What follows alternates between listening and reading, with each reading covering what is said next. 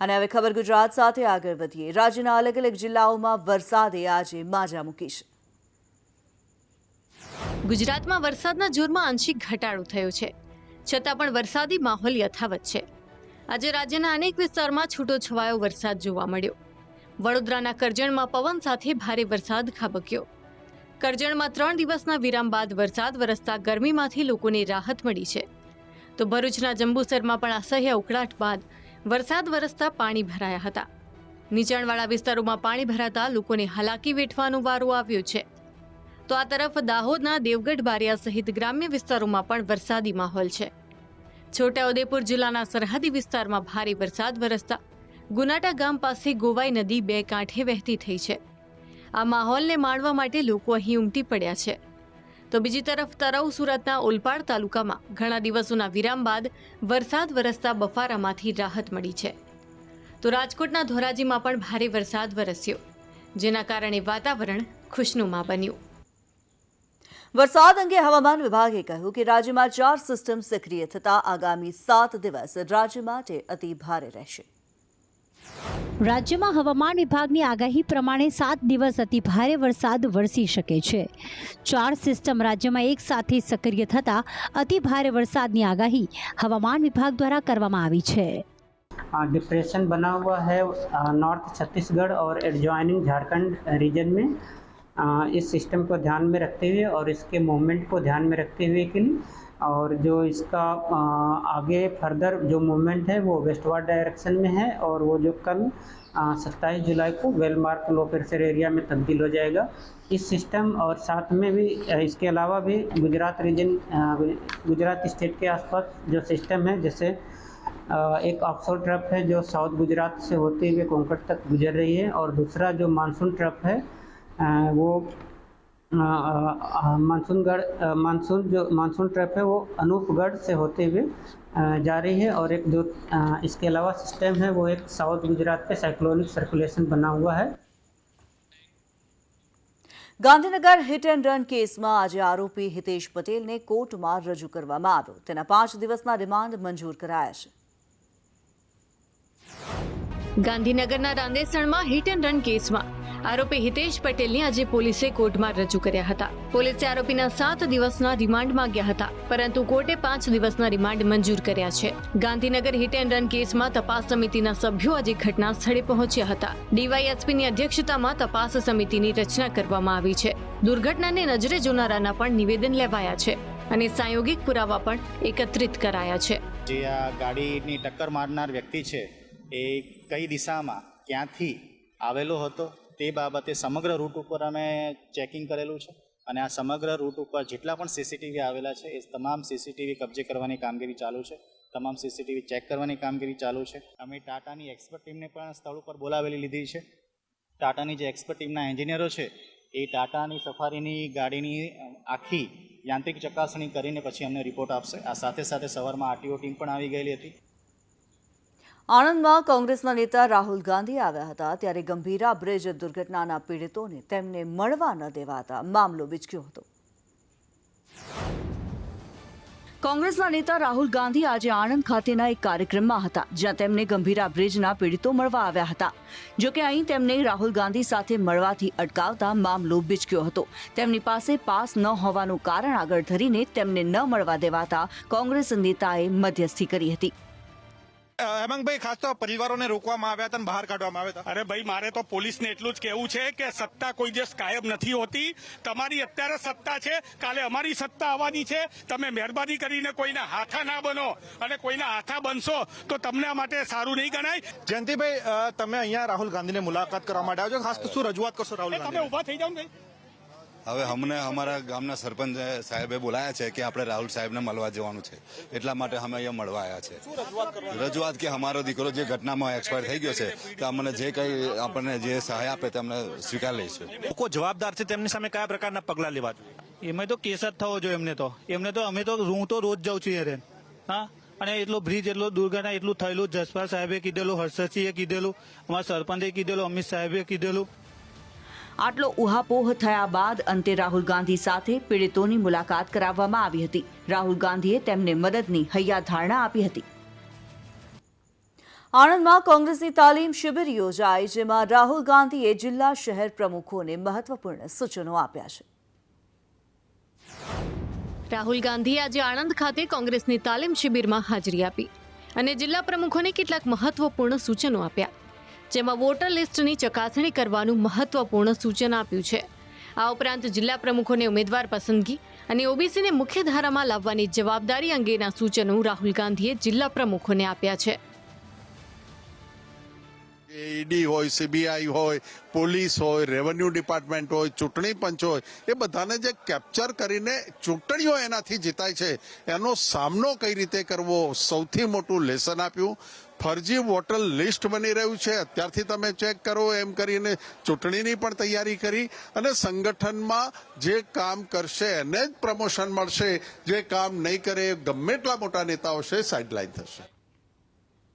દાહોદમાં ભાજપના નેતાની શાળામાં ફીની ઉઘાડી લૂંટ ચલાવવામાં આવી રહી છે. આરટી હેઠળ એડમિશન લીધું હોવા છતાં મસમોટી ફી ભરાવવામાં આવી રહી હોવાનો આક્ષેપ કરાયો છે. દેવગઢ બારિયામાં રત્નદીપ ઇન્ટરનેશનલ સ્કૂલ આવેલી છે. આ સ્કૂલ એ નગરપાલિકાના પ્રમુખ ધર્મેશ કલાલની છે. તેવામાં આ શાળામાં આરટીઈના વિદ્યાર્થીઓ પાસેથી પણ મસમોટી ફી વસૂલાતી હોવાનો આક્ષેપ એક વાલી દ્વારા કરાયો છે. આ વાલી અને શાળાના ટ્રસ્ટીની એક ઓડિયો ક્લિપ વાયરલ થઈ છે. હવે આ મામલે જિલ્લા શિક્ષણ અધિકારીએ પણ તપાસ હાથ ધરી છે. જિલ્લા કલેક્ટરે આરટીઈના વિદ્યાર્થીઓ પાસેથી ફી ન લેવા માટે જણાવ્યું છે અને શાળાને પણ ફટકાર લગાવી છે. પ્રિન્સિપાલ મેડમ કે તમે ફી ભરો ફરી છોકરાઓ શાળામાં મોકલો કે પછી શાળાના સ્કૂલ અને ના પાડતી નથી. પણ જે એની બધી માત્ર થતી હોય તો ભરવી પડે તમારે, કારણ કે અહીંયા 170નો 7 મીડિયામાં પગાર કરવાનો હોય, ખાવાનો પીવાનો હોય, બાકી ના રહે. શિક્ષણના નામે કોઈ ફી અમે આજ દિન સુધી નથી ઉઘરાઈ અને માત્ર ખાલી ચાર્જ જ ઉઘરાયો છે, જે ભોજન છે કે આ બધી વસ્તુનો. બાકી એ જે વાત છે તદ્દન ખોટી છે. શિક્ષણ વિભાગના નિવૃત્ત શિક્ષકોને ભરતી કરવાના નિર્ણયથી ટેટ ટાટ પાસ ઉમેદવારો રોષે ભરાયા છે. કોંગ્રેસે પણ આ નિર્ણયને વખોડ્યો છે. રાજ્યના શિક્ષણ વિભાગના એક નિર્ણયથી રાજ્યમાં ટેટ અને ટાટ પાસ ઉમેદવારો ભારે રોષે ભરાયા છે. તેમનું કહેવું છે કે છેલ્લે વર્ષ 2023માં લેવાયેલી ટેટ અને ટાટમાં સફળ થયેલા ઉમેદવારોની સંખ્યા 99,000 કરતાં પણ વધુ છે. તેવામાં હજારોની સંખ્યામાં નવા ઉમેદવારો બેકાર છે અને સામે નિવૃત્ત શિક્ષકોની ફરી ભરતી કરવાના નિર્ણયથી સરકારે શું ધ્યાનમાં રાખીને આ જાહેરાત કરી છે તે નથી સમજાતું. ઉમેદવારોએ કહ્યું કે આ અંગે અત્યાર સુધી ગાંધી ચિંધ્યા માર્ગે આંદોલન થતું હતું, પરંતુ હવે જરૂર પડે તો ભગતસિંહનો માર્ગ અપનાવીને અમે આંદોલન કરીશું. ત્યારે આ મામલે કોંગ્રેસના નેતાઓની સાથે શિક્ષણ જગત સાથે જોડાયેલા લોકોએ પણ પોતાની પ્રતિક્રિયા આપી છે. ગાંધીનગરમાં ગાંધી ચિંધ્યા માર્ગે પોતાની વાતને હક રજૂઆત માટે આવે તો એને એમની વાત સાંભળવાને બદલે એમને લાઠીઓ આપવામાં આવે, એમને ઢસડીને એમની સાથે અમાનવીય વ્યવહાર કરવામાં આવે બહેન દીકરીઓ સાથે. મને એમ લાગે કે સરકાર સંપૂર્ણપણે શિક્ષણને નુકસાન થાય તેવી નીતિ અખત્યા કરે છે. જ્ઞાન સહાયક ઉંમરમાં છૂટછાટ કે જિલ્લા વાઇઝ ભરતી કરે અને ટેટ ટાટ વગર ભરતી કરે તો 100% કેન્ડિડેટો મળે. આજે ખૂબ બેકારી અને ખૂબ યુવાધન છે એ નોકરીથી વંચિત છે અને આવડી મોટા પ્રમાણમાં જગ્યાઓ ખાલી છે. તો હું તો સરકારને વિનંતી કરું છું કે પૂરા પગારના કર્મચારી તરીકે જ રાજ્યમાં આજે 20,000 જેવી જગ્યાઓ હોય તો એક ઝુંબેશના રૂપે આ શિક્ષણ બાળકના શિક્ષણ સાથે ચેડા થાય છે.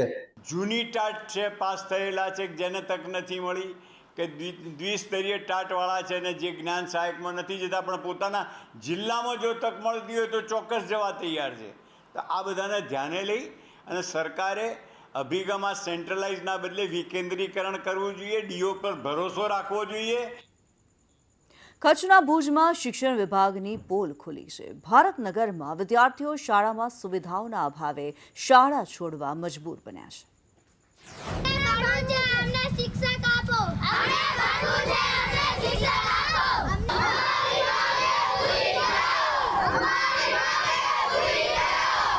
કચ્છ જિલ્લામાં છેલ્લા ઘણા દિવસોથી જિલ્લાની અલગ અલગ સરકારી શાળાઓમાં શિક્ષકોની ઘટને લઈને વિદ્યાર્થીઓ વાલીઓ પોતાનો વિરોધ નોંધાવી રહ્યા છે.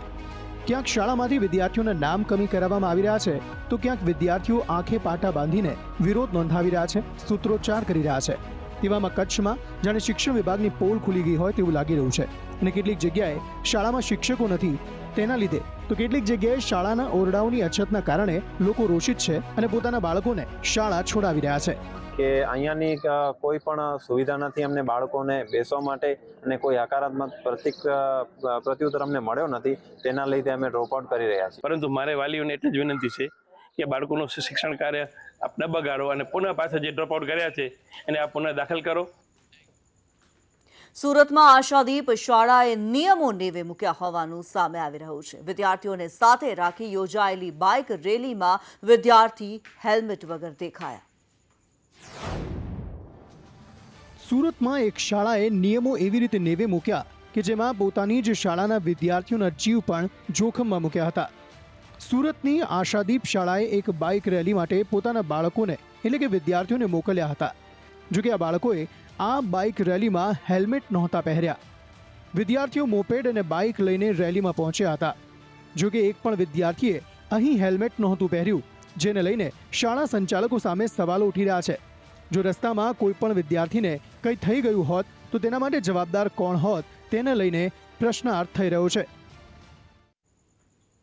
અને અત્યારે હાલ મહત્વપૂર્ણ સમાચાર આવી રહ્યા છે. અમરેલીમાં એમએલએના પુત્ર પર દુષ્કર્મના આક્ષેપ થયા છે. આક્ષેપ પર એમએલએ જેવી કાકડિયાની પ્રતિક્રિયા સામે આવી છે. મારા પુત્રને આમાં કંઈ લેવા દેવા નથી, મારી રાજકીય કારકિર્દીને બદનામ કરવાનું કાવતરું છે તેવું જેવી કાકડિયાએ કહ્યું છે. તાલુકા ભાજપ પ્રમુખ પ્રદીપ ભાખર સાથે કંઈ જ લેવા દેવા નથી. પીડિતા દ્વારા દુષ્કર્મનો આક્ષેપ કરવામાં આવ્યો છે, ત્યારે એમએલએ પુત્ર અને બગસરા તાલુકા ભાજપ પ્રમુખ પર આક્ષેપ કરવામાં આવ્યો છે. એમએલએ પુત્ર આનંદ કાકડિયા પર આક્ષેપ છે. સોશિયલ મીડિયામાં છેલ્લા 2 કે 3 દિવસથી જે મારા દીકરાનું નામ આવી રહ્યું છે, ધડુક નામની બેન છે, એને જે અમારી ઉપર જે આક્ષેપો કર્યા છે એ સદંતર ખોટા છે. મારા દીકરાને ક્યારેય પણ એને ફોન કર્યો નથી, ક્યારેય મારી ઓફિસે કોઈ ગયા નથી અને ખોટી ફરિયાદમાં એને નામ લખાવ્યું છે, એટલે અરજી આપી છે. અરજીમાં એને નામ લખાવ્યું છે કે આનંદ આમાં સામેલ છે. આનંદ કોઈ જગ્યાએ સામેલ નથી. આમાં મારી એક રાજકીય કારકિર્દી ડાઉન કરવા માટેનું આખું એક ષડયંત્ર છે. આ ષડયંત્ર માટે અમે નિકોલ પોલીસ ચોકીમાં અરજી કરેલી છે, ફરિયાદ કરેલી છે. અને જે બીજો ગાંજાનો પ્રશ્ન કર્યો છે, મારો છોકરો ક્યારેય બીડી કે ગાંજો નહીં પણ માવો પણ ખાતો નથી. મહત્વપૂર્ણ સમાચાર જૂનાગઢથી. જૂનાગઢમાં ભાજપનો જૂથવાદ ચરમસીમાએ જોવા મળી રહ્યો છે. સાવર ડેરીના ડિરેક્ટર રાજુ બોરખતરિયાના આક્ષેપ. ડેરીના ચેરમેન દિનેશ ખટારિયા સામે આક્ષેપ કર્યા છે. ધારાસભ્ય અરવિંદ લાડાણી સામે આક્ષેપ કરવામાં આવ્યા છે. રાજકીય કિન્નાખોરી રાખતા હોવાના આક્ષેપ કરવામાં આવ્યા છે. ભાજપમાં જૂથવાદ ચાલી રહ્યો છે તેવું બોરખતરિયાનું કહેવું છે. પાર્ટીમાં નવા આવેલા જૂના પર સવાર થઈ ગયા છે તેવું બોરખતરિયાએ આક્ષેપ લગાવ્યો.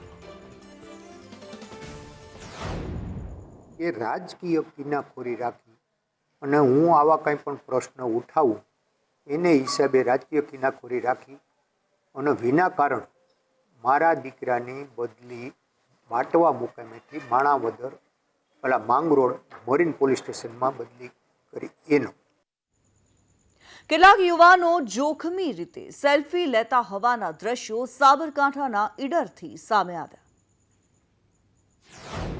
સાબરકાંઠાના ઈડરિયાગઢ ઉપરથી જે દ્રશ્યો સામે આવ્યા છે તેને લઈને પોલીસની કામગીરી ઉપર અનેક સવાલો ઉઠ્યા છે અને લોકો આટલી બધી સૂચના છતાં પણ કેટલા બેદરકાર છે તેનું ઉદાહરણ બન્યા છે. સેલ્ફીના ચક્કરમાં યુવાનો પોતાના જીવને પણ જોખમમાં મૂકતા અહીં જોવા મળે છે. જો જરાક પણ ચૂક થઈ જાય તો આ યુવાન નીચે પડશે તે નક્કી છે.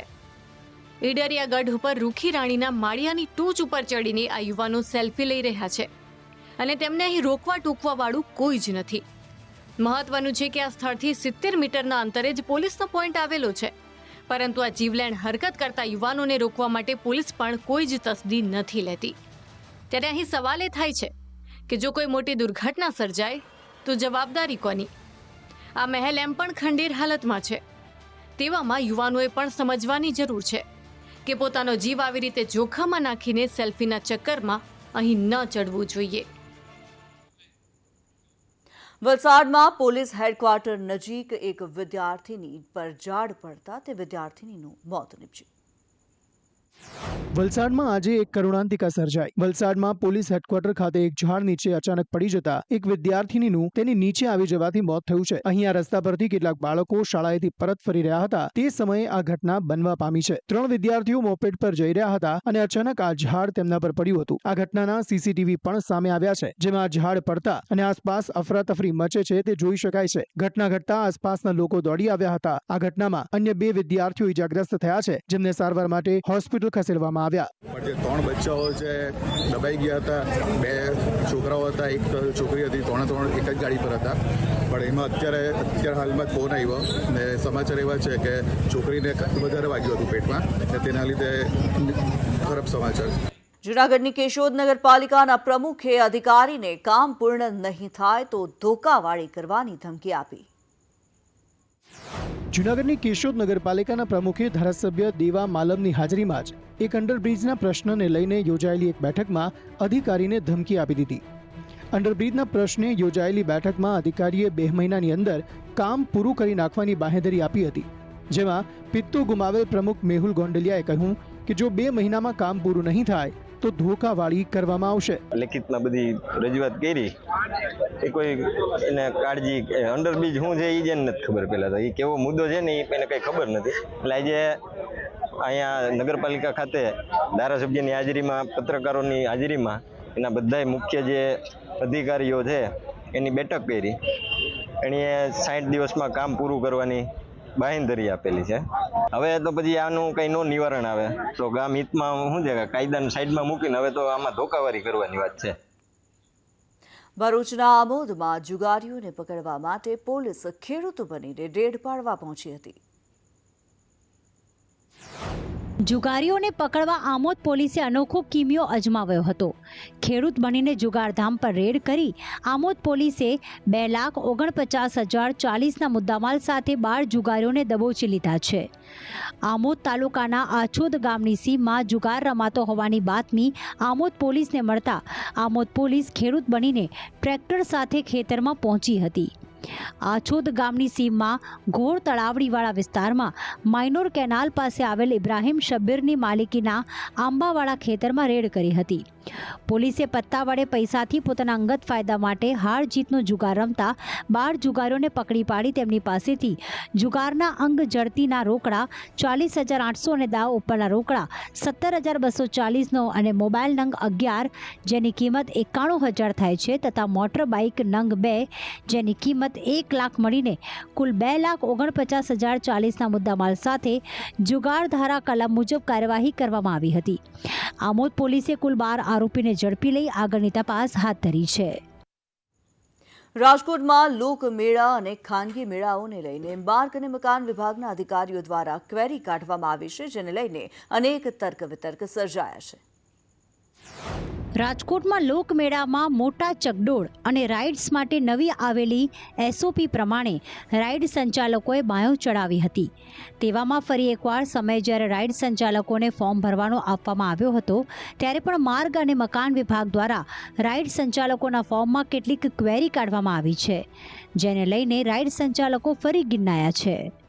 અમને કોઈ લેખિતમાં જાણકારી મળી નથી, તેથી અમે કોઈ પણ જાતનું ચલાવી લેશું નહીં. તેથી હવે આડા જો એસઓપી રહે તો મેળો થવો અશક્ય છે. અને ખાસ કરીને અમે રાઇડ ધારકોને અમે અમારું એસોસિએશન જાણ કરશે કે આ હરાજી બોલીને પછી પૈસા ભરી ફસાઈ ન જાય એનું ખાસ તકેદારી ધ્યાન રાખ. જે કલેક્ટરે નિવેદન જાહેર કર્યા પછી કોઈ સ્પષ્ટ થયું નથી કે આરએનબીના અધિકારી જે કહે છે કે ભાઈ અમે કોઈ લેખિત. ખબર ગુજરાત સાથે આગળ વધીએ. વિશ્વ પ્રસિદ્ધ યાત્રાધામ અંબાજી મંદિર ટ્રસ્ટને 40 કિલો ચાંદીનું દાન મળ્યું છે.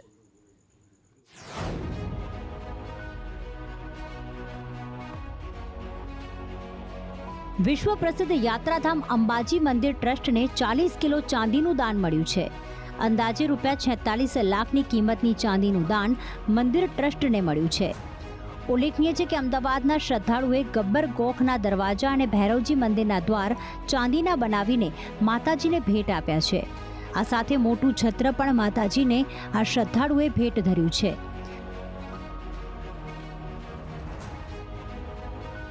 મહત્વનું છે કે દાતાએ પોતાનું નામ અને ગામ ગુપ્ત રાખી 40 કિલો ચાંદીનું દાન કર્યું છે. આ દાન ટ્રસ્ટના ટેમ્પલ ઇન્સ્પેક્ટર અને વહીવટદારે સ્વીકારીને શ્રદ્ધાળુનો આભાર વ્યક્ત કર્યો હતો. અંબાજી મંદિરમાં છાશવારે શ્રદ્ધાળુઓ દ્વારા આ રીતે સોના ચાંદીની કિંમતી વસ્તુઓ કે પછી આભૂષણ અલંકારો ભેટ તરીકે અપાતા હોય છે.